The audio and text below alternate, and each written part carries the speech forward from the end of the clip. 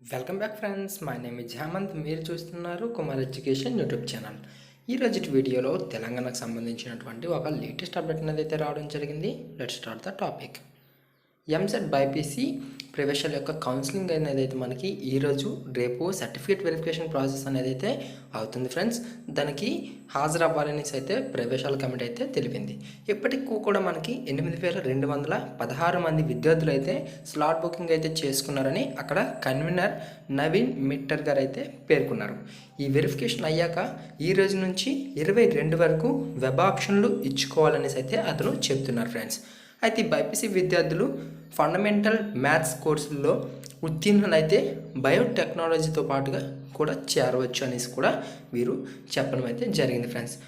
Next అప్డేట్కి వచ్చేసరికి PG కోర్సులో ప్రవేశాల కోసం నిర్వహించేటువంటి common post graduate entrance test, దీన్నే CPGAT అని అంటారు.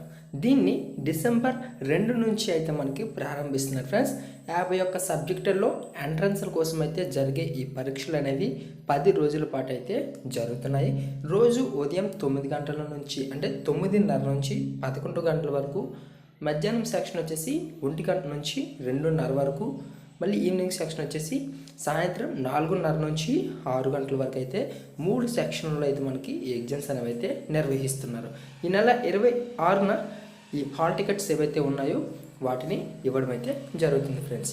ఓకే ఫ్రెండ్స్, నా ఈ మరిన్ని లేటెస్ట్ అప్డేట్స్ కోసం అయితే మన ఈ కుమార్ ఎడ్యుకేషన్ ఛానల్ని లైక్ చేయండి, షేర్ చేయండి, సబ్స్క్రైబ్ చేయండి. ఇంకేమైనా డౌట్స్ ఏమైనా ఉంటే కింద కామెంట్ సెక్షన్లో కామెంట్ చేయండి. Thank you for watching.